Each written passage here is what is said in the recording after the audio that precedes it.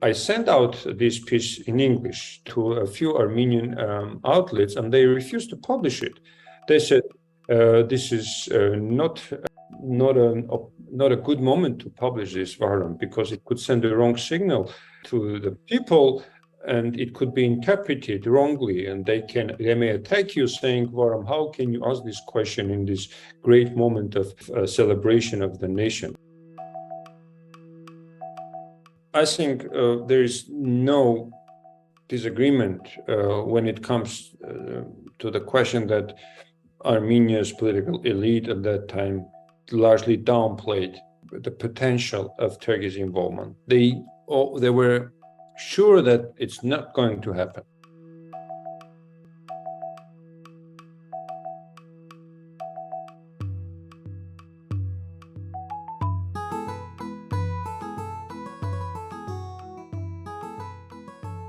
Hello and welcome to the Armenian News Network Groong. I'm Asbet Bedrosyan and I'm here with Hovik Manucharyan. Before we begin the show, we'd like to request that you subscribe to our YouTube channel and follow us on Twitter. We're also very active on Facebook, both as a group and a page. All of our Groong links are on our Linktree page. Click on that and find us everywhere. All right, on with the show. In this Conversations on Groong episode, we're going to discuss Professor Vahram Ter-Matevosyan and Hovhannes Nikoghosyan's recent research paper titled From Revolution to War, Deciphering Armenia's Populist Foreign Policy Making Process. This episode was recorded on Sunday, September 11, 2022. So for this conversation, we are joined by one of the co-authors. Professor Vahram Ter-Matevosyan is an associate professor and chair of the Political Science and International Affairs program at the AUA, the American University of Armenia. His research interests focus on Turkish politics, Kemalism, political Islam, and security in the South Caucasus.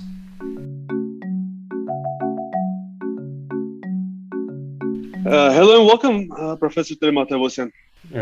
Thank you for having me, Hovik and Asbet. As always, hello. Professor Ter-Matevosyan, you and your colleague recently published a paper in Taylor and Francis Online, TNF, that analyzes the foreign policy decision-making in the Nikol Pashinyan administration. Can you tell us how you came up with the idea for this research topic and why it is important to our interested listeners and also the readers of your paper? Thank you very much for this opportunity to discuss our recent paper. I wish my colleague Hovhannes Nikoghosyan was here so that we could discuss the paper from the two different perspectives and presenting our effort and what went into making this paper. So it all started. By the way, I read it as a horror novel, though I know a lot of it is real. But I won't be reading any more horror books this year. I'm done. Actually, the idea started long before the war. It was in 2019. The University of Southern California announced this opportunity to do research, so we applied. It was already 1 year after the Pashinyan government was in power. But we already could see that so many things were done in such a systematic way that there were already patterns that were emerging. And Hovhannes and I sat down, came up with this research proposal, and we sent it to the USC, and we got the approval. And then it was a good way for us to sit down and really plan the research. So he went to Stepanakert and did a number of interviews. You could already see the red flags that the government officials and the opposition in Stepanakert were raising. We had conversations with a number of people in the MFA, previous office holders, and we could see that many things were not running the way that would make people in Karabakh feel secure. So we came back to Yerevan in December 2019, and Hovhannes and I, we became more and more confident that we have to do this research. And then we were planning to make travels to once again go back to Karabakh. We're planning to go to Moscow and Brussels to share the findings in March and April 2020. But then the pandemic hit, and then our plans were turned upside down.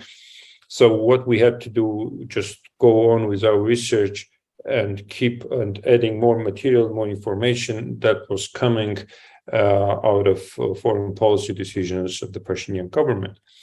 So and then the July clashes occurred in Tavush, and then we understood, and the statements were not only the event, but also the statements prior to the event, during the event, and after that, we were feeling that things are not right. And I remember vividly the conversations that we're having, because Hovhannes, just a few days before the war, and then when we look at the patterns of the mistakes and some of the red flags, Hovhannes kept saying, like, it will start soon, it will start soon. And then I remember just one word, that the SMS that he sent me in the morning of September 27th, it just said, "Skvets."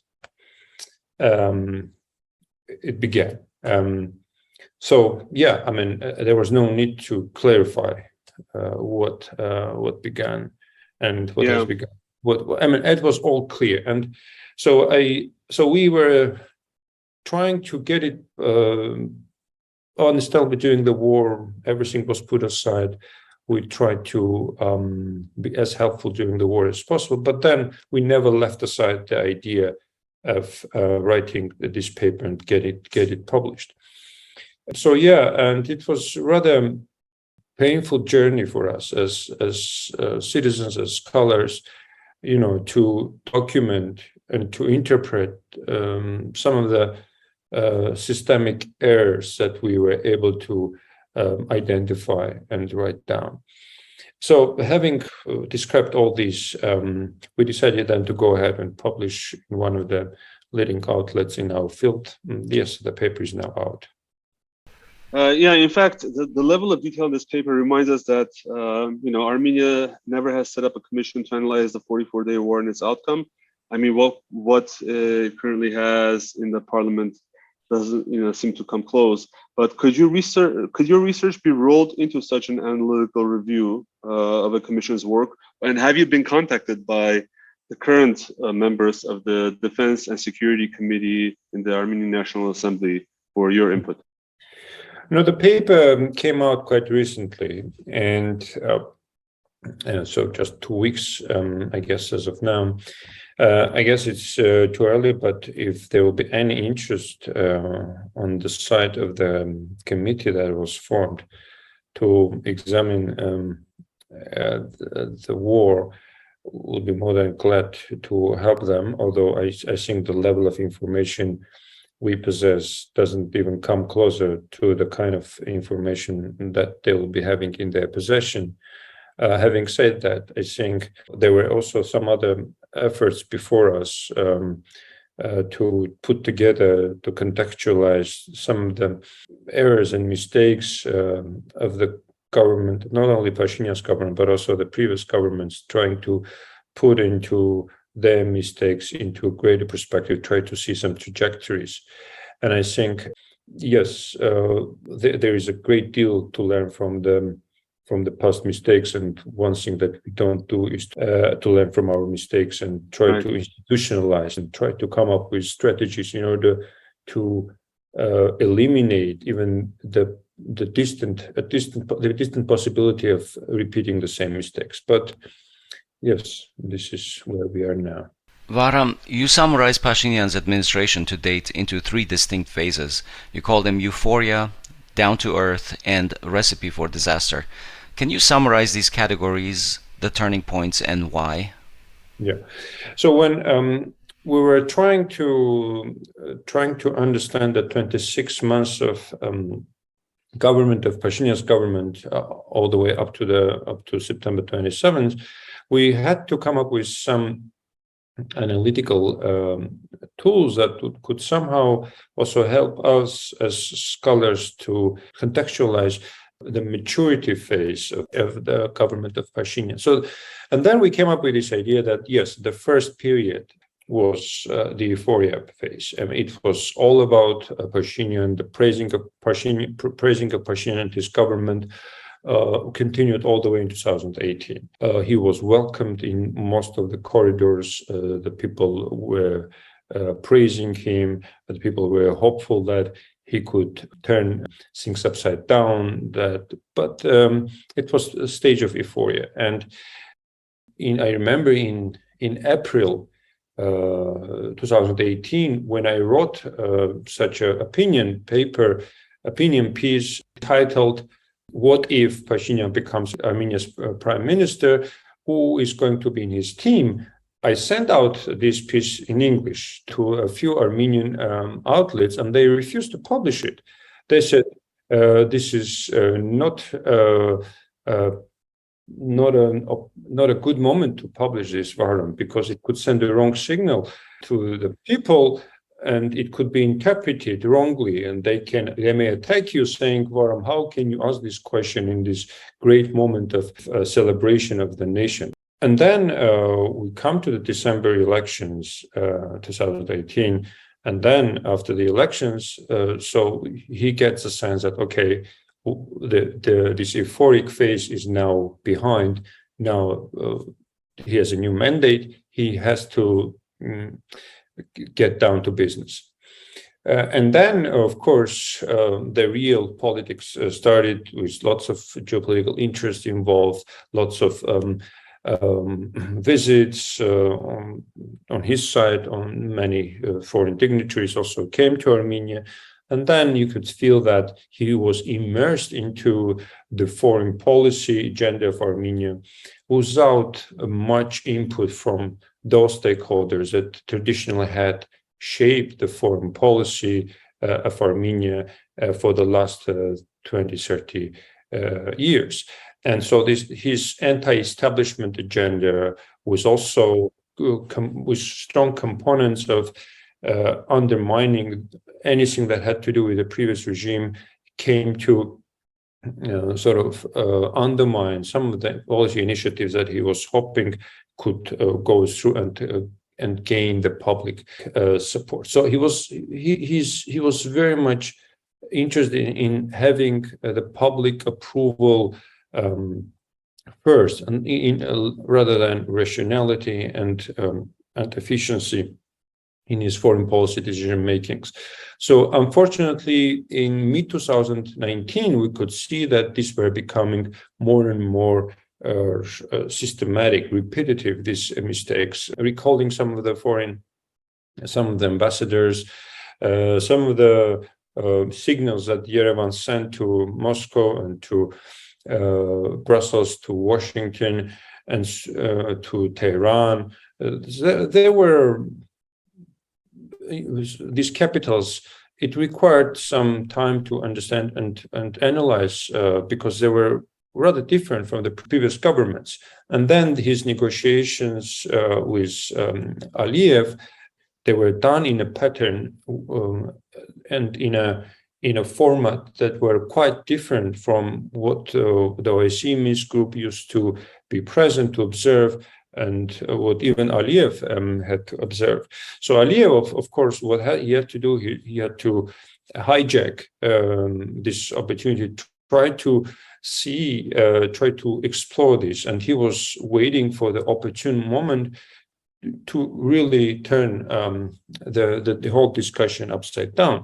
And that's why, of course, we don't claim, we're not naive to claim that his statement, Artsakh is Armenia, period, became the trigger for the war or the countdown for the war. Mm-hmm. Aliyev didn't go to the war because Pashinyan said something that was also said before. But what Aliyev was able to do was try to divert the attention and also find a culprit who could share some sort of equal responsibility for the downhill trend that the negotiations were going. And then the performance during the Munich Security Conference was a complete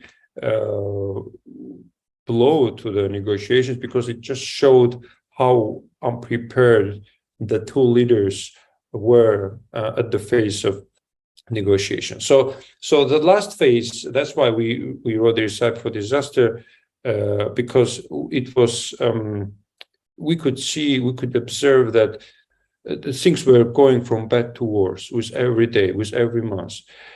We could see that the things were repeating, and Turkey's heavy involvement, supply of technology and tactics, this technical support to Azerbaijan were more than obvious signs that, well, no, they are wrong. There are many things that are going in the wrong direction. Of course, there are many things that we didn't involve in that paper.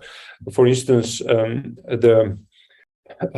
what conditions the MFA of Armenia was just a few weeks before the war, and I have to tell some interesting encounters. So, just a few weeks before the war, the MFA officials asked my advice on some important issues on how to elevate some of the problems with Turkey. It was just 10 days before the war, 12 days before the war. And I was quite appalled to see that the temperature of tensions were so high with Turkey that the MFA turned to a scholar like me in order to seek some kind of ways and methods to bring the temperature down. In the paper, you try to show two contrasting phenomena: that of populism, which is on the rise around the world, and that many claim that is the kind of leader that Nikol Pashinyan is, and that of essentially a mature and pragmatic policy-making framework. In the abstract of the paper, for instance, you write that the incoherent and erratic nature of policy making caused basically unprecedented wreckage of Armenia's national security architecture. But defenders of Pashinyan claim that the trajectory towards war and the outcome that we have today was set in motion many years ago by Pashinyan's predecessors. Do you agree that the coming of the war and the outcome was predetermined by Pashinyan's predecessors? If so, how? And what agency did Pashinyan and his team have in order to prevent or delay this war, or at least minimize it? I know I asked a lot of questions, but taking all of this in the context of populism, what can you tell us? No, of course, with the benefit of hindsight, some politicians, some experts could claim that the war was inevitable. But you go back to 1994, 95, 96, that kind of discussion was always there, that Azerbaijan is going to launch another war to claim the territories back, to claim Karabakh back. So that kind of conversation was always there. So from that perspective, I see that kind of conversation quite short-sighted. It's in order to benefit from this discussion and from the exchange of ideas, it's better to take the discussion one step further and try to see the signals, try to see the messages, try to see the trajectories and trends that were evolving in front of everyone's eyes from 1994 all the way to 2020. So that's the kind of discussion we should turn into, not just to agree on a kind of discussion that, yes, the war was inevitable. Pashinyan just became the tool in the hands of the geopolitical game, and he just made one mistake after another. He exacerbated the situation, and then things went out of control. No, we have to see the situation in a wider context. Yes, the mistakes were made before. Nobody claims the opposite, and some of the mistakes when it comes to the military doctrine of Armenia. The one that Armenia adopted was in 2007. It was a defensive doctrine, mostly informed and mostly comprised under the pressure of NATO at that time as expertise, not pressure, but some on the consultation with NATO expertise, but also with heavy input and and heavy Russian influence engagement. So that kind of doctrine in 2007, when there were no drones, when there was quite a conventional way of conducting warfare, but things were they were transformed unimaginably for the last 13 years before the war started. So, and then 2016 just became another indicator that, wow, this is serious. It's going to be about dominant in the skies, and a new technology warfare is going to be the description of the next war. And then that's why in 2017, Sargsyan finally came to realize that a multi-million contract were to be signed from a number of companies in order to purchase air defense systems to fight the drones. But it was too late. And in 2018, 2019, under the Pashinyan came, and he just decided to overturn some of these initiatives. So yes, this is one side. The other side were just institutional mistakes that were done in the past to create the proper checks and balances in the system, so that one person wouldn't come and just abolish checks and balances in the system and try to push his or her agenda as hard as circumstances allow. So to find, so therefore our objective was to put the Pashinyan government into this perspective, try to put away, try to see his mistakes in a wider perspective. And of course, there are matters of limitation, page limitation, and we couldn't, of course, provide this wider context. Although the conclusion of the paper does provide that context, that we see this in the continuity, and we don't see Pashinyan's government as a compartmentalized period of government for these 26 months leading towards war. It was just a continuum that we tried to look at it with a magnifier, try to see some of the mistakes, some of the patterns that were in line with the logic of war, or with the logic of this hostility that we're going to that we all observed in the fall 2020. All right, let's talk Turkey. One specific aspect of the war, which I believe served a decisive role, was Turkey's involvement. In fact, in my opinion at least, Turkey didn't really even need to be physically involved, but of course it was, just by sharing with Azerbaijan accurate NATO signals and satellite intelligence in the form of targets to destroy, would be decisive, in my opinion. Therefore, paying attention and estimating Turkey's willingness to intervene on behalf of Azerbaijan would be critical for Armenia's leadership at the time. We, of course, have seen different members of the Pashinyan team assure the press and the public, even weeks before the war, that Turkey would not dare intervene. Professor Ter-Matevosyan, have you looked at this aspect of Armenia's foreign policy? What did the Pashinyan team do, or perhaps didn't do, in this area to accurately assess the risk of intervention from Turkey and to put mitigations in place to counter this risk? What were they thinking of as the gears of war started turning? Look, because I'm working also on Armenian-Turkish relations, I was carefully following all his statements, all the statements of the Pashinyan government, not only his statement, but also foreign minister statements about Turkey from day one. I mean, I did it I've done it also previously, so say Sargsyan, but the moment he came to power, I was closely following all kinds of statements where he had the word Turkey in it.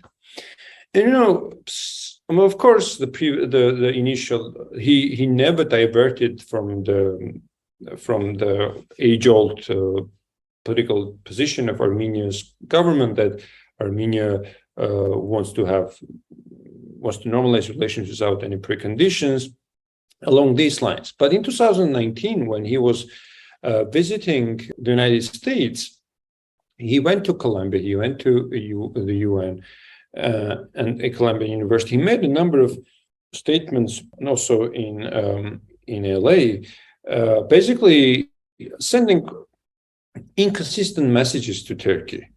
So, for instance, in one of the messages, he names Turkey threat to Armenia's national security. Mm-hmm. And then in the next statement, public statement, just hours after that, he calls Turkey existential threat. In another public statement, he gives another description of Turkey. So do you see these inconsistencies in his statements? Right. So, this kind of messaging sends the wrong signal to Turkey. But on the other hand, he says Armenia is ready to open the border. It's Turkey which has opened the border. The border is open from the Armenian part. A sentence, a phrase which has been there that Vahram Ter-Matevosyan has repeatedly said on a number of occasions. So, and then we come to May 2020, when this anti-Turkey alliance was formed in the Middle East with Egypt, Greece, Cyprus, and the UAE being part of that anti-Turkish alliance. And then Armenia was also part of that. So Armenia, Yerevan, which has nothing to do with Mediterranean, and then Armenia was part of this anti-Turkish alliance. Was Armenia formally part of that alliance, or was it like some statements made? Because it was not a formal alliance, Hovik, but maybe so de facto statements that Armenia sort of made Turkey know that Armenia sympathizes with Greece, with Egypt, and with Cyprus in their statements. No, I mean, there is nothing wrong to do with that, given nature. But if you do that in diplomacy, there is always an opportunity for backdoor diplomacy. So if you do that, what were the expectations for doing that? What if Turkey sends signals for some kind of backtracking? What was Armenia ready to offer in that case? So, and then the entire May and June was all about that. And then comes the August 10 statement that we discuss in the paper, that both Pashinyan and Armenian Nikoghosyan make statements about the Sever Treaty, sending signals to Turkey, which Turkey embraced as an opportunity to once again criticize the Armenian government for, of course, we can discuss that in some other time. My interpretation of that event, what happened. I mean, I remember that meeting in the Armenian National Academy of Sciences was a very sudden, last-minute decision, by the way. If you remember how that happened. So it was an explicit decision to make statements, and both from the president's office and the prime minister's. This is what happened to Hovik. So it's August 9th, if I'm not mistaken. A friend of mine told me that, are you giving a speech tomorrow at the National Academy of Sciences? There is a joint meeting. And I said, what kind of meeting? I said, no, I'm not, I don't know. And then it turned out that there was a last-minute request from somewhere to make this meeting. And during that meeting, his Pashinyan's address was delivered. Yeah, and then simultaneously on the same day, Armenian Nikoghosyan delivered his statement. So there were two statements, and this came 1 month after the July tensions. So, yeah, I mean, if you are looking at this from a little bit far away and a little bit outside of the context, you see some patterns of either mistakes or sending signals to Ankara about some of the previous policies that needs to be revised. I don't know. I mean, we need time to understand what were the motivations of doing so. Also, you mentioned that, right? Like, I think 10 days or like shortly before the war, you were contacted and asked about some problems in the Armenian-Turkish relationship. Can you go a little bit more into detail about that? And also in general, some like Professor Libaridian claimed that this statement about Sever was a pivotal moment. But do you think that given Turkey's nature in terms of expansionism and so forth, what chance Armenia had to temper Turkish involvement? Look, I think there is no disagreement when it comes to the question that Armenia's political elite at that time largely downplayed the potential of Turkey's involvement. They were sure that it's not going to happen. And, we cite there Armenia's current ambassador to the United States, who basically said, no, it's not possible. I mean, I can understand when a politician is making such statements because, it's a political, it's for political reasons, they have their agenda. But when institutions are making that kind of statement, that was bad signal. It was a wrong signal, and that I could see that in 2020, that things were not running the normal way. But that meeting that I referred earlier was a final blow to my old suspicions. I came to realize that things are much more serious than they appear. And I remember when we walked out from that meeting with a senior colleague of mine, I looked at him and I said, it seems we're in serious trouble. And he said, did you also get the same impression from that meeting? And we both nodded, and then we went home trying to understand what just really happened. Why, was it really that bad that scholars and experts were asked to come and rescue the MFA? But there was too late, and all the questions that we asked were not answered in a way that would make us sort of part of the discussion, part of the future steps. But overall, and there's no doubt also in the academic literature and that Azerbaijan was able to win the war thanks to 3 T's. And these 3 T's were tactics, technology, and Turkey. If you leave outside of the equation these 3 T's, the chances were rather slim. But nonetheless, what happened, and we have to understand that. But one thing that also I cannot really understand the kind of. We all know what Turkey did during the war, right? We all know the kind of bridge it became for the mercenaries to fly to Baku and then to Karabakh. We all know the kind of technical, military, intelligence, diplomatic, humanitarian, and all kinds of psychological support that Turkey provided. But in spite of that, now sort of Armenia's foreign policy is inclined to be more accommodating of that, and looking at Turkey as a lesser evil in this whole during the war. So I think some bold statements are needed in the public statements. Otherwise, as if it happened, we're moving on. No, Turkey was able to do this in a number of other places in the Middle East, in Africa, and Turkey is not going to stop it. And now we see that Turkey is so heavily engaged in the war, engaged in the war. Now Turkey is trying to strengthen its positioning in the Caucasus, in Libya, in Syria, Iraq, and in East Africa. So all these things are happening in the Gulf. All these things are happening in front of our eyes, yet we try to dismiss some of the signs. Yeah, so that's why Turkey will continue to constitute one of the important parts of Armenia's diplomacy, of Armenia's foreign policy in the years and the decades to come. So I don't know how this process will evolve and what are the eventualities of this process, but I think a long-term strategy needs to be devised and implemented and enacted when it comes to Turkey.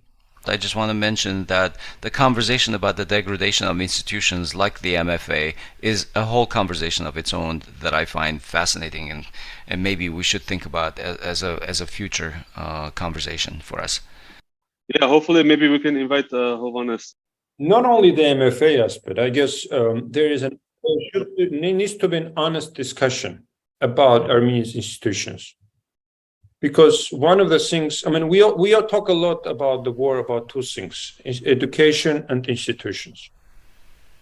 These two components are critical. We have to talk about institutions, the institution transformations in the country.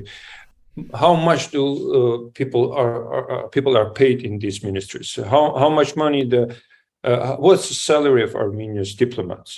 I mean, these conversations needs to be frankly and openly be discussed. Why the soldiers and officers are being paid this amount, whereas I think Armenian diplomats are Armenian soldiers in other uniforms, in ties or skirts, why they are not paid accordingly, why the entry salary for Armenian diplomats is 80,000 drams before the taxes. Yeah, I think that the new police, like entry salary for a new, like, what is it, the new police officer is like a couple 100,000, if I'm not mistaken. Exactly. I mean, go and figure out how is it even possible? Why you have so high expectations from Armenian diplomats who are underpaid, and then you pay so much to this this new petrol system that has been installed. So many questions about Armenian institutions that we have to, frankly, why Mars Petaran's provincial governments, why Manka Petaran's are not functioning, why they're not becoming more and more powerful in the regions. So many questions, and that institutions and making them more powerful, making them more institutionalized, much more resourceful. These are the questions that we have to discuss, because what makes a state, it's about institutions and traditions, institutional memory.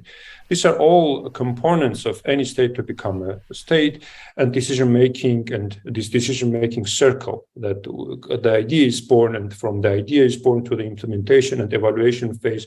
All the stakeholders, they need to be in place and have a common goal and common mental map where they are going. So if we don't have these, of course, we are going to face the same kind of challenges again and again, and then being surprised what just happened. Let's move to the next major power in the region, which is Russia. Many, especially those in the pro-Pashinyan camp today, blame Russia for throwing Armenia essentially under the bus for better relations with Turkey. I want to ask you, Professor Ter-Matevosyan, what was the conduct of Pashinyan's foreign policy with Russia like, bilaterally, preceding and during the war, and maybe even after? Is this allegation that Russia essentially like sold Armenia, does it have any truth to it? No, like in any other complex developments of it, there is no single answer to any of these questions. But I have to admit that I think, again, if we're talking about frank and honest discussions, Armenian-Russian relations should be one of the topics of these kind of discussions. Mm-hmm. There's always this kind of explicit resistance to get into the essence of Armenian-Russian relations. There are some preconceived notions about these relations. There are some existing and deep-seated notions about these relations. There are some revisionist approaches to these relations. But by and large, Armenian-Russian relations, they remain underexplored, underdiscussed, and somehow hidden from the public discussion agenda. Some politicians, some marginal politicians, they do discuss this, but in a very extravagant way. To me, if I may sort of interject, it's like a high school romance. For instance, just recently, in response to the Russian diplomatic note about anti-Russian sentiment in Armenian media, Pashinyan goes to Vladivostok and says, our relations are rosy. We meet like 10 times a year, and so forth. But at the same time, the Armenian MFA basically responded to that statement, saying, there are also anti-Armenian statements in Russian media, and I don't think that's a sort of response you want to make to a major power. There's a lot of signs that Armenian-Russian relations are not good, but it's not being discussed openly. No, Ovik, but there are also reasons for this. Okay, by and large, Russia Russian presence is too big for a country like Armenia. At the same time, the level of knowledge about Russia is so little. For instance, how many universities do you think in Armenia are offering Russian politics? Probably only Slavonic. I don't know.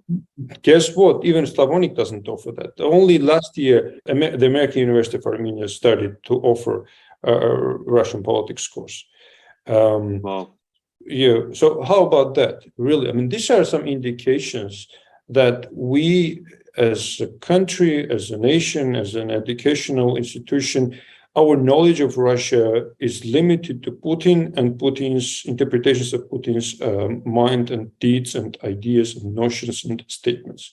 That's it. But no.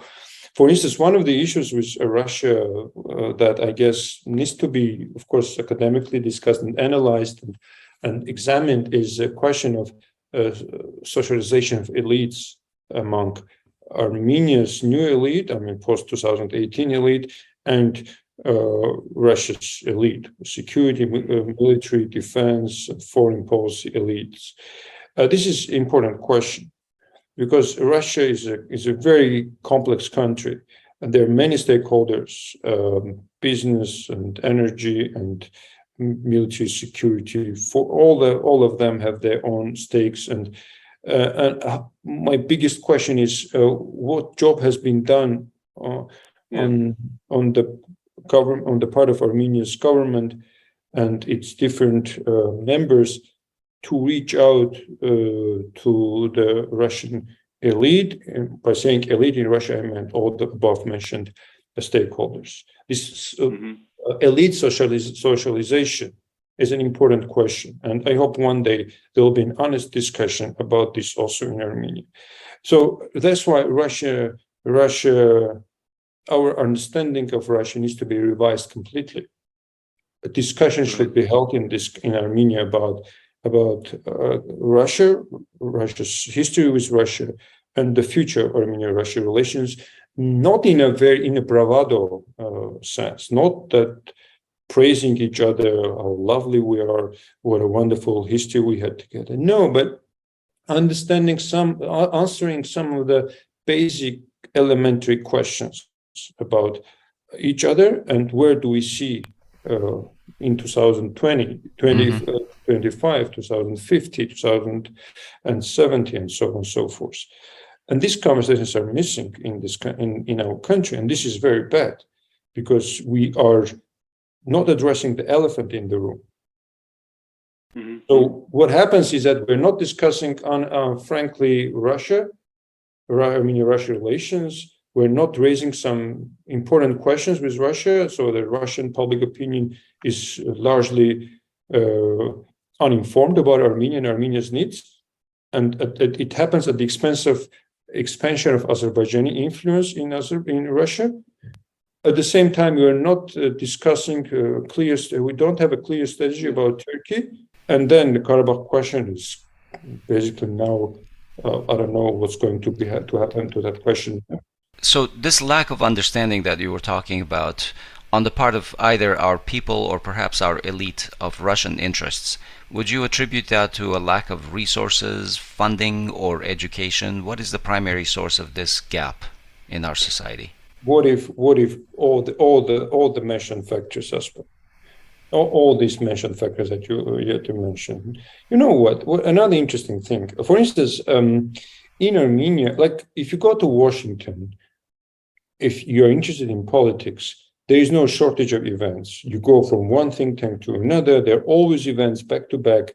You always, and if you're a politician or if you are serving in the U.S. in an embassy in Washington, there's always an opportunity to learn, to understand, to exchange ideas, to get a sense. You also see many U.S. politicians, like congressmen, having hearings about this question, that question. This is a normal procedure in a country like the United States. In Armenia, we don't have that kind of discussions. We don't have. There used to be the case that the parliament had this committee of experts which would come together to discuss ideas. I think it was a horrible format, the way they introduced, but it was an effort to come up with some format that would pave the way for bringing together some scholars who have hands-on experience about some foreign policy issues, but that was never materialized. So what I'm implying is that there are no discussions in Yerevan or outside of Yerevan about these important questions. Moreover, when these discussions are happening, Asbet, you hardly see any politician, you hardly see any member of the executive branch coming and sitting. I'm talking about policy, foreign policy, security-related questions. If there's an environmental issue, if there is, of course, social policy-related issue, you could see some NGOs and government officials being present. I can say that.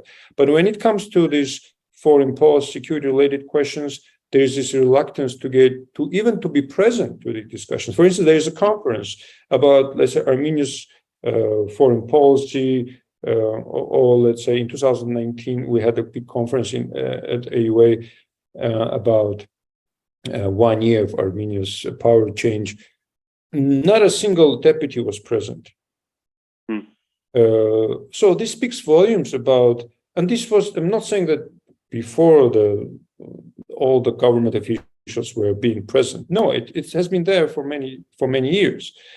But not only being present, but have a substantial input in the discussions. This is what is important. Not to be present just for the sake of being present and to take a selfie or to put something in, to write a post in Facebook that I was there for an interesting discussion. Coming and learning and contributing to discussions. There is this gap between the policymakers and opinion makers. There is this gap between practitioners and observers. And this is a huge gap that affects the quality of the policymaking in our country. So turning to relations with Azerbaijan, many of the analysts that we've talked to state that it was very obvious that Aliyev was gearing up for war starting around 2011, when he effectively rejected the peace deal being considered at the time. It's apparent that Azerbaijan also bid its time, preparing militarily, but also tactically selecting a suitable period of time in 2020 when, for example, the world was preoccupied with COVID, and in the US it was election season, so there was a lack of clarity as to who was going to be in charge, who was going to continue with their policies, with the US foreign policy, as well as, with the Trump administration, it was a period of somewhat of a more isolationist retraction from foreign interventions. Despite these external factors, was there anything that Armenia did bilaterally with Azerbaijan that could have prevented the war or helped change the outcome once it started? I don't know about once the war started period, but after May 2018, when he came to power, Pashinyan came to power, there were interesting things happening in Azerbaijan. If you read the reports and analytical pieces of Azerbaijani experts, there were three kinds of interpretations. One was that Pashinyan has a huge legitimacy.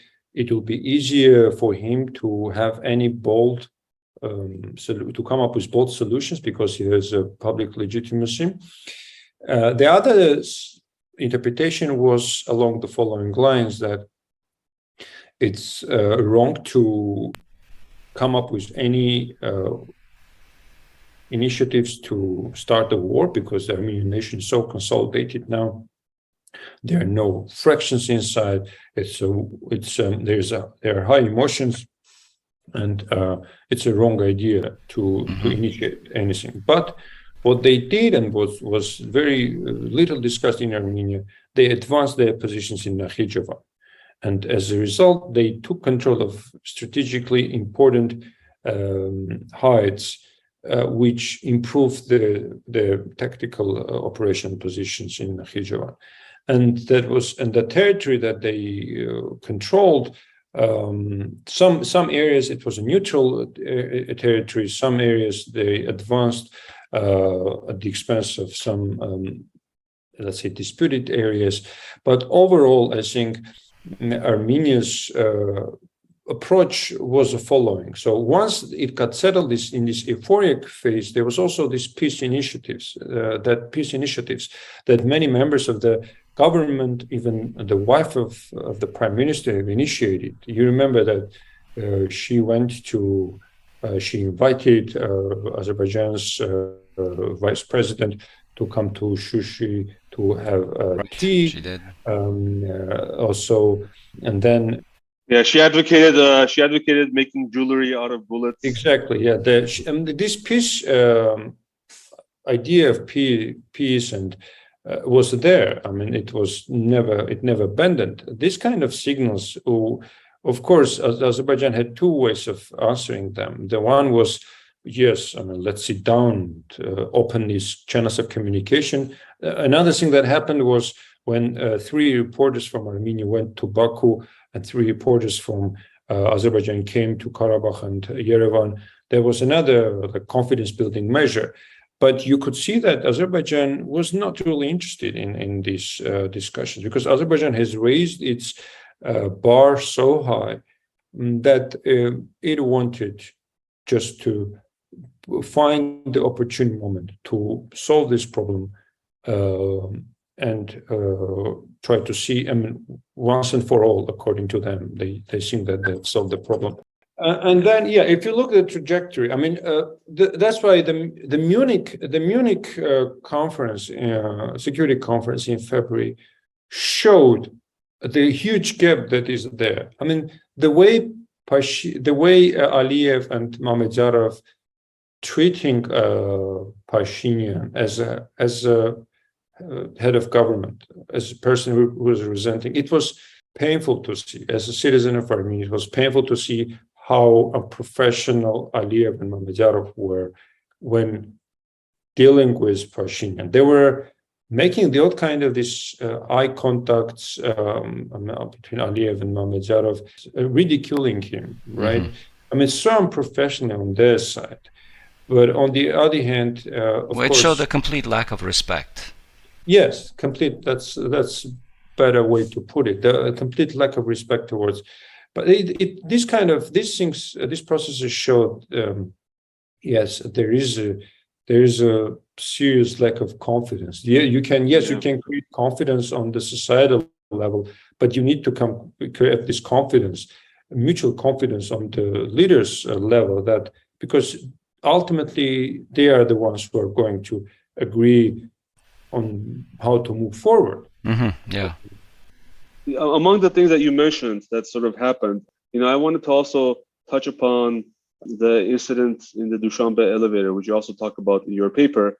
Basically, there was an allegation that Pashinyan and Aliyev may have agreed not to fire at each other on the border, which allowed Pashinyan to consolidate power internally. Essentially, Aliyev took advantage of that and advanced in Nakhichevan.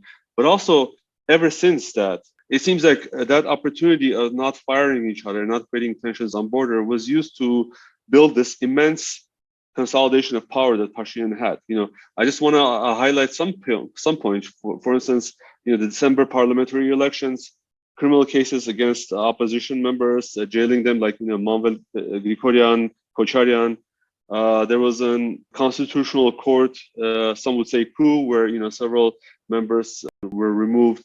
Elections in Artsakh, changes in military. So all of these things seem to work hand in hand to help strengthen Pashinyan, all the while Azerbaijan is preparing for war. But did Pashinyan himself realize that, so with him strengthening his hand, essentially making it look like he has absolute power, do you think he felt that it would help him, in any future sort of engagement with Azerbaijan? What was he thinking about when he said, what?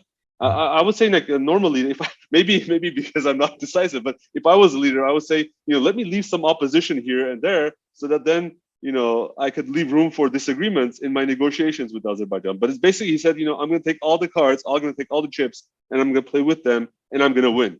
Hovik, after the Dushanbe meeting, what happened was basically more or less along the lines that you have described.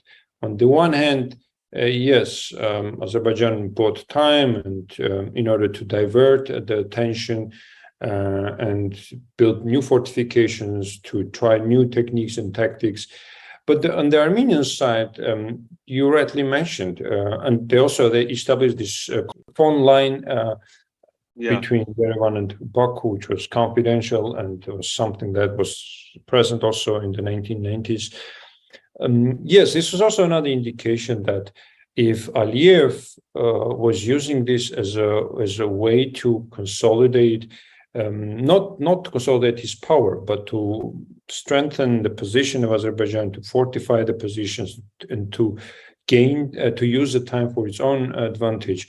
Whereas in the Armenian case, you mentioned some of the obvious cases, but some of those which was not discussed, the reshuffling in the Ministry of Defense and the Chief of Staff of the Armenian forces, the kind of restructuring it went through, the kind of divisions between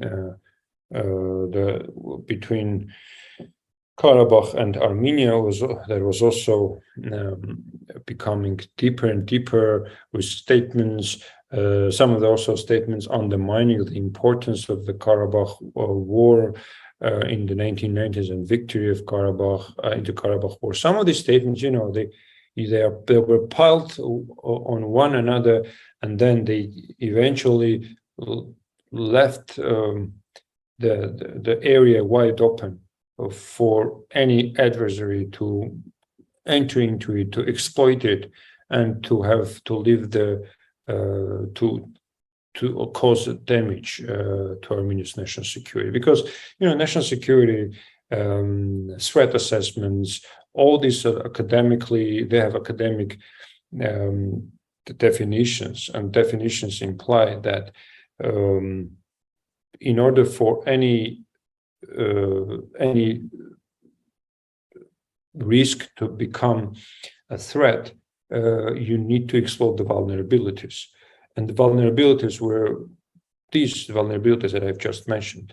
In order to consolidate the power, to making this coalition and huge and strong alliance with the previous, some of the strong, powerful sources of the within the bureaucracy, it went this anti-establishment approach that people is with us, and people would approve anything I would do approach. It brought to this kind of dangerous situation that we are in now. I have a quick question.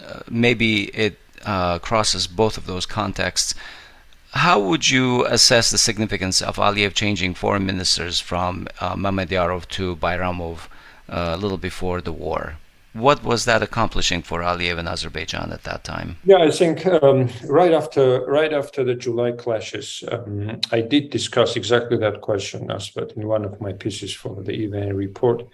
I did discuss that question, and it was quite indicative that any time in the previous cases since 1991, when Azerbaijan was changing a foreign minister, that was an indication that there is going to be a drastic shift in Azerbaijan's foreign policy when it comes to Azerbaijan, when it comes to Nagorno-Karabakh case. And it was also this time was also the case.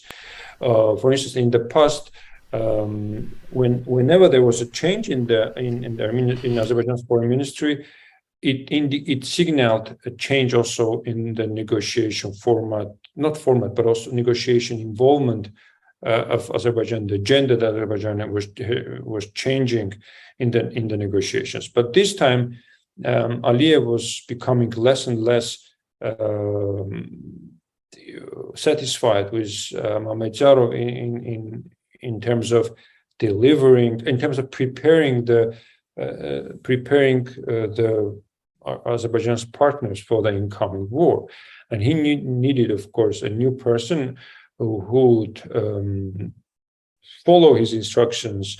But Mamedyarov was too much, was foreign minister for too long, and he had his own contacts, his loyalties, his engagements, his personal also contacts in many countries, and I guess for Aliyev, he was the wrong person to go in a war. I guess he had become too much status quo for Aliyev. Yeah, and he needed someone who had no clue, who had no foreign policy experience, and Aliyev could create this. He could turn Bayramov into a kind of foreign minister he envisioned. I think he was Bayramov was Minister of Education prior to that, right? Yes, just to become a message deliverer. That's and just to speak on behalf of on many issues. So, yeah, okay. I guess that's how I saw that. I think that this was a very interesting discussion. It went a little bit over like it always does, but I want to appreciate your time, Professor Ter-Matevosyan. All right. Let's leave it there. Yeah. Thank you, Vahram. Yeah, thank you very much. We appreciate this greatly. It's eye-opening. That concludes this Conversations on Groong episode, and we hope you found it useful. As always, we invite your feedback. You can find us on most social media and podcast platforms or our website, Groong.org. Don't forget to subscribe to our channel on YouTube, like our pages, and follow us on social media. On behalf of everyone in this episode, we wish you a good week. Thanks for listening, and we'll talk to you soon.